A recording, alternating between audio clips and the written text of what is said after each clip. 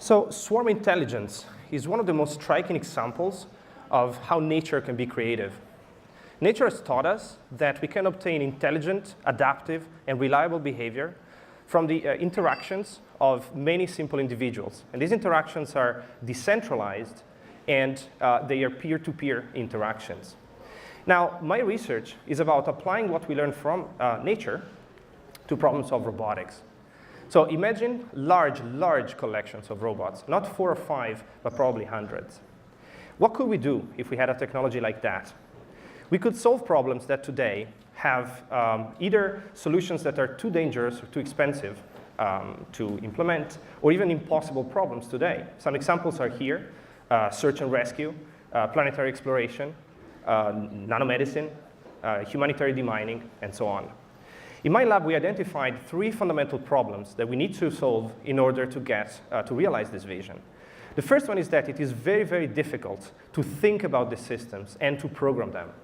So one of the things we did in my lab is to realize a software infrastructure with an associated programming language called Buzz that allows us to express swarm behaviors in a concise and efficient manner. As we were creating this software infrastructure, which is not finished as of now, we found out that a fundamental problem is reliability. We need to be able to ensure certain properties that have to happen at the swarm level. The number one property that we need is connectivity. We need to be able to ensure that all of the robots can talk at any time, because if they couldn't, they wouldn't be able to coordinate.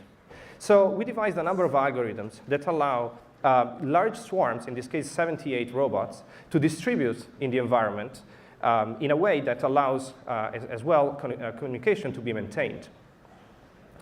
A second problem that we looked into is what happens when robots fail or are malicious. So they're trying to disrupt the coordination of the robots. So, there are robots that are spreading fake news. In this example, the robots have to detect correctly that the pattern on the ground is a checkerboard as opposed to something else.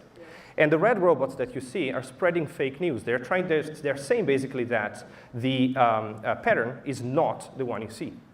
And so we have algorithms that we're still working on convincing everybody to filter out the bad information so that every robot looks green there. Those robots are the good robots, the ones that are saying that this pattern is indeed a checkerboard pattern. One last question we're working on is human-swarm interaction. So adding the human ingredient to swarms is very difficult, because it is difficult to understand how a single human can interact with many robots.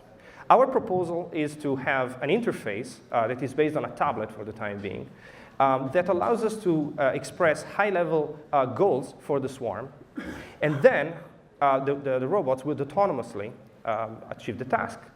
Now, one thing that we discovered is that our robots tend to be a little stupid, and sometimes they need to be nudged in place, and we still want to have the level of granularity of talking to the individual robots. So our interface allows us to do also that. It allows us to touch individual robots on the tablet and to reassign them to new tasks.